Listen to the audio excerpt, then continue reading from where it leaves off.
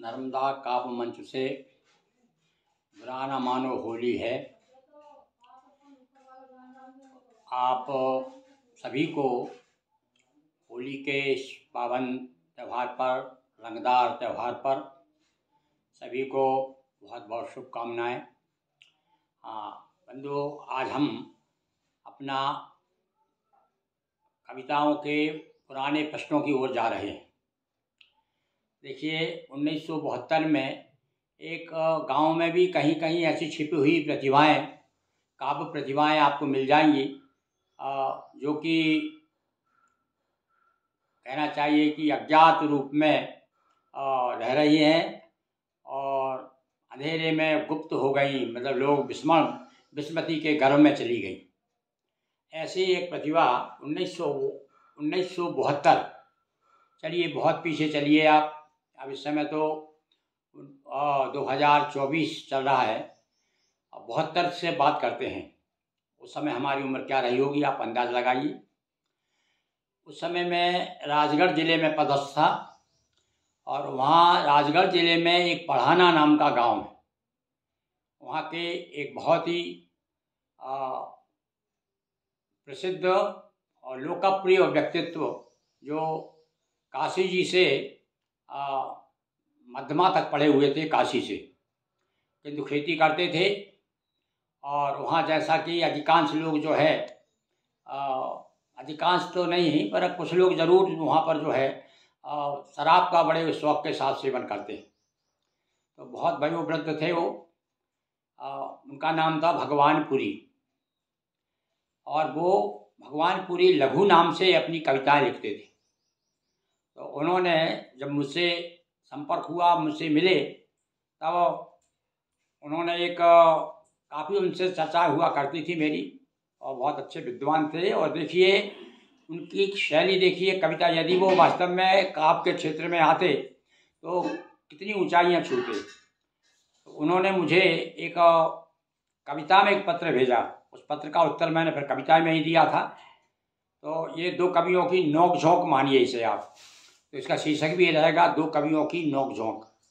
तो उन्होंने मुझे पत्र लिखा, ये सन 2072 की होली की बात है।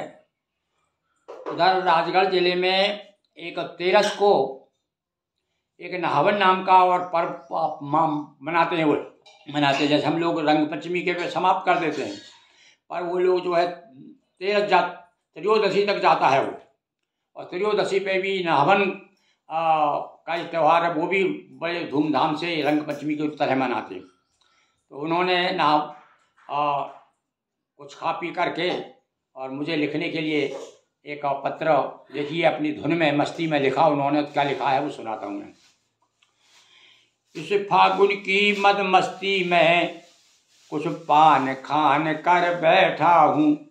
ध्यान दीजिए, देखो क्या कह रहा है वो, पान खान यानी खान पान नहीं, खान पान करके नहीं, पी करके खा करके।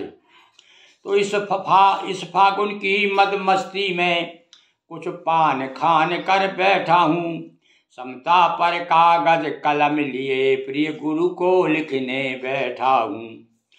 गुरु आज नहावन की रेपते रस, गहरी मादकता घोली है। यदि अंत संत कुछ निकल जाए तो बुरा न मानो होली है। यदि अंत संत कुछ निकल जाए तो बुरा न मानो होली है। जब याद तुम्हारी आती है कुछ मादकता बढ़ जाती है। बस उसी समय इस बुढ़े को कुछ नहीं जवानी आती है। और उस तुम अपने, अब क्या कहता है कवि, देखिए, तुम अपने आप निराले हो, हम अपने आप निराले हैं। फिर भी समता के लिए आज आ पड़े तुम्हारे पाले हैं। तुम गिरी गनेरा वाले हो, हम पूरी पढ़ाने वाले हैं। तुम गिरी गनेरा वाले हो, हम पूरी पढ़ाने वाले हैं। तुम बाल पढ़ाने वाले हो, हम बैल चराने वाले हैं। तुम गीत सुनाने वाले हो, हम हाक लगाने वाले हैं। तुम सभा जमाने वाले, हम गधे भड़काने वाले हैं। तुम कवि कविता करने वाले हम तुकबंदी के तुक्कड़ हैं। तुम कवि कविता करने वाले हम तुकबंदी के तुक्कड़ हैं। तुम पूरे लाल बुझक्कड़ हो, हम केवल कोरे भुक्कड़ हैं। शब्दों पे ध्यान दीजिए। देखिए, एक गांव का रहने वाला, एक कृषक हो, क्या लिख रहा है? तुम गुरु गौरव पद के योगी, हम लघु लाघव के रोगी हैं। तुम गुरु गौरव पद के योगी, हम लघु लाघव के रोगी हैं। तुम योगी हो या भोगी, पर हम तो केवल सहयोगी हैं।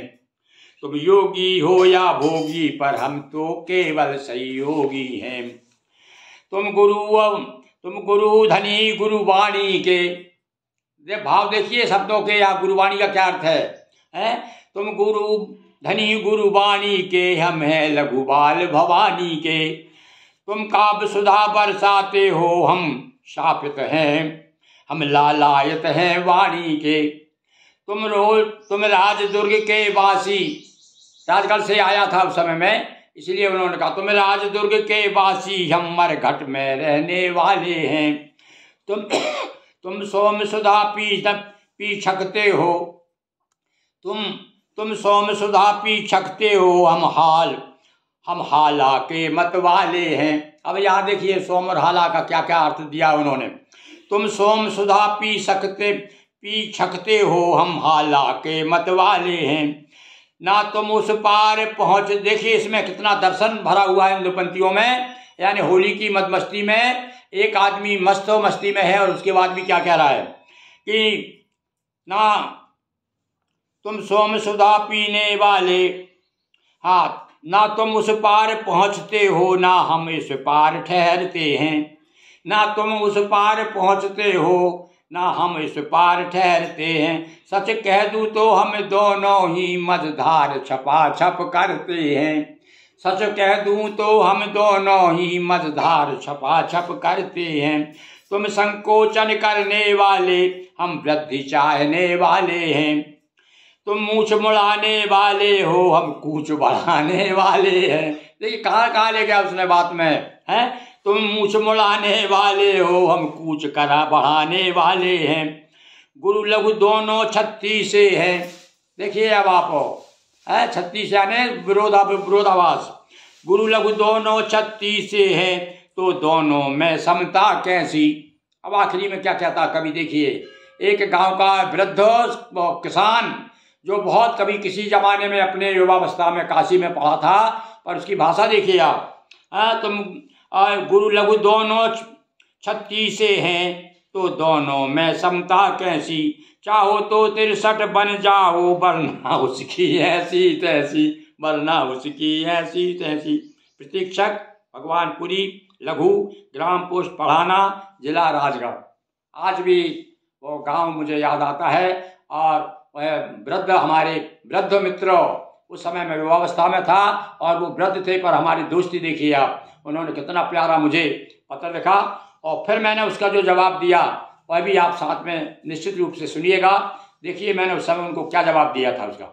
ये दो कवियों की नोक झोंक है, इसलिए मैं आज होली के अवसर पर आपको सुना रहा हूँ। और यदि आपको समय है तो आप इसको जो है पूरे दोनों को सुनेंगे तो आपको बड़ा आनंद आएगा। तो सुनिए आप, मैंने क्या जवाब दिया।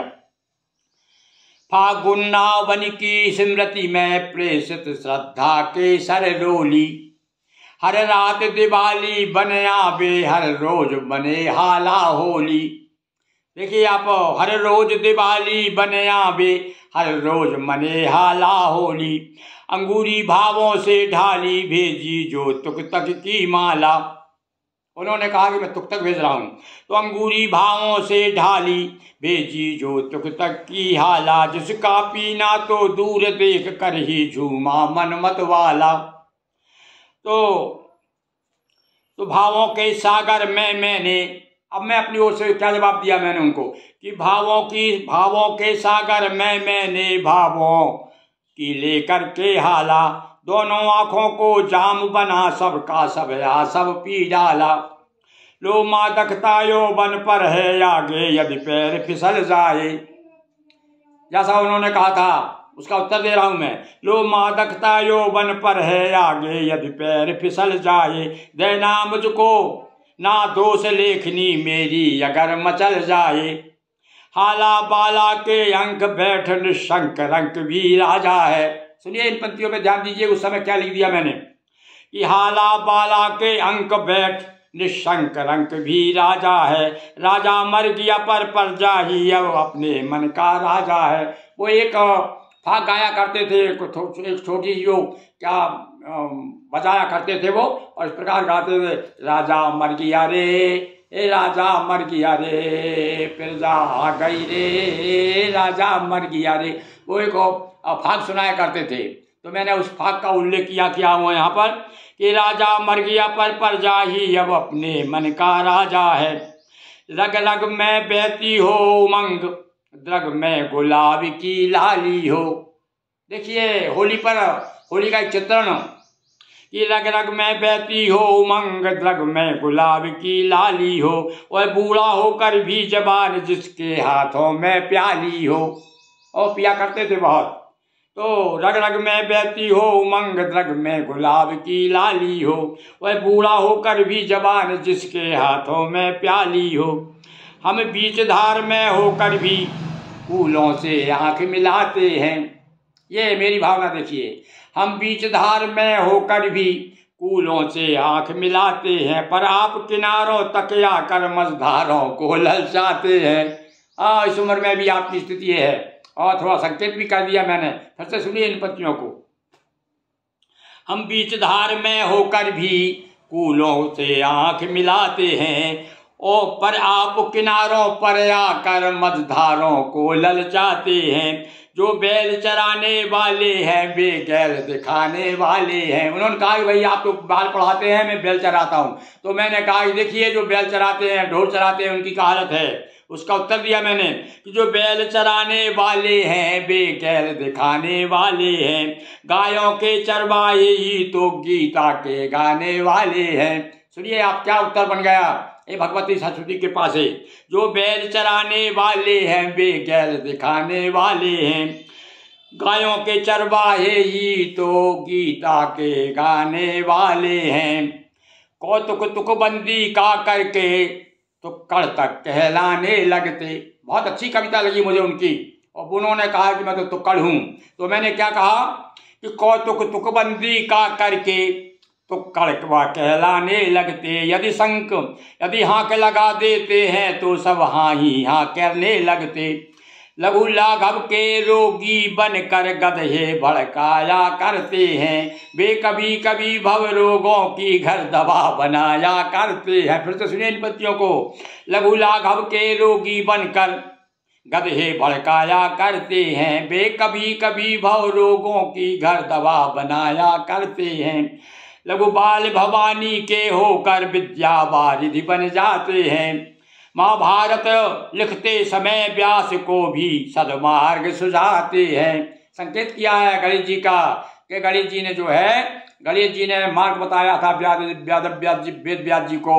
वो बोलते जाते थे और गणेश जी कहते लिखते जाते थे। तो 2 वर्ष प्रशिक्षण लेकर हम बन गए पढ़ाने वाले हैं। उनका गांव का नाम पढ़ाना है। बड़ी विचित्र बात है, देखिए आप, पढ़ाना, गांव का ही नाम पढ़ाना है उसका।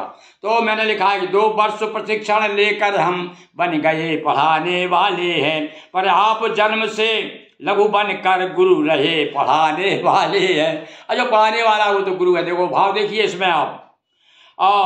पर मैं तीन 3 दूनी 6 तुम। उन्होंने कहा था कि 36 हैं और 63 हो जाओ। तो उसका उत्तर दिया मैंने, देखिए, मैं 3 दूनी तुम, मैं 3 दूनी 6 तुम, होकर दूजे होकर तूने भी दी समता। यानी मैं 3 हूँ, आप 6 हैं, फिर भी आप मुझे समान समझ रहे हैं। यानी देखो मैं तो उस समय कौन सी उम्र थी मेरी उस समय, आप तो वृद्ध थे। तो मैं 3 दूनी 6 तुम, लेकर तूने भी दी समता। 36 हो गया है 63, कह रही लिफाफे की ममता, कह रही लिफाफे की ममता। तो एक तरफ गुरु है अगर और एक तरफ भगवान। देखिए उनका नाम भगवान था और मैं अपने गुरु लिखता हूँ मैं। तो एक तरफ गुरु है अगर, एक तरफ भगवान, गुरु लघु है गुरु, गिरी गुरु गिला प्रमाण। हाँ, इस प्रकार से भैया ये होली का त्यौहार हमने मनाया और उनको जवाब दिया। वो ज़्यादा दिन जीवित नहीं रहे क्योंकि व्रत थे, इसलिए ज़्यादा और हमसे संपर्क नहीं रहा। पर वो जब भी मिलते थे तो वैसा झूम के मिलते थे जैसे एक नवे वक्त जो है एक नवे वक्त से मिल रहा हो। तो आज भी हमको उस दिवंगत आत्मा की याद आती है। उन्होंने देखी कितनी सुंदर, यदि वो वास्तव में कुछ दिन इस प्रकार काव्य की ओर मुड़ जाते, प्याला हाथ से छूट जाता यदि उनका, तो आज देखो कहाँ पहुँच जाते। उनकी एक एक पंक्ति पढ़िएगा आप, देखिएगा। तो आज हमने आपको दो कवियों की नोक झोंक इस बुरा न मानो होली है उसमें दो सुनाए। हम आपको और भी एक प्रसंग और सुनाएंगे। कलकत्ता से एक पत्रिका निकला करती थी, वो भी शायद 72, 74, 75 की बात है, और मैं बताऊंगा आपको। उसमें एक कवित्री ने अपने पिता के खिलाफ एक कविता लिखी थी। फिर मैंने उसको जवाब दिया कविता ही में, जैसे इस प्रकार सुने कविता में पिता को लताड़ा, तो मैंने पिता की तरफ से उसको लताड़ा। उसके बाद फिर लड़की ने उसने जवाब दिया। तो अब देखिए संपादक भी बड़े चतुर होते हैं कई बार। तो मेरा जवाब भी जब छाप दिया उसमें, वो पढ़ने के बाद मैंने ये नहीं कहा ये प्रतिक्रिया है, मैंने एक कविता भेज दी। लड़की समझ गई कि भाई उसने क्या जवाब दिया है इन्होंने, तो उसने फिर जवाब दिया उसका, वो भी छापा उस संपादक ने। उसका फिर मैंने जवाब दिया, पर वो जवाब से हो सकता है बात आगे बढ़ जाती। हमको नहीं मालूम वो कहाँ की थी क्या थी, और हमने कोई विशेष संपर्क भी नहीं किया उससे। पर आपको पसंद आएगी कि देखिए वो अपने पिता के लिए आज की आधुनिक युग की लड़कियां अपने बाप महतारी के बारे में क्या सोचती है। उसने कलकत्ता से निकलने वाला अच्छा लोकप्रिय साप्ताहिक पेपर उसमें प्रकाशित हुई थी। तो उसमें उसका सवाल जवाब आपको मैं ढूंढ रहा हूँ उसको, और मिल जाएगा तो वो भी आपको सुनाऊंगा। और आज फिर एक बार आपको कविता नहीं ठिठोली है, बुरा ना मानो होली है, बुरा ना मानो होली है। बहुत बहुत धन्यवाद।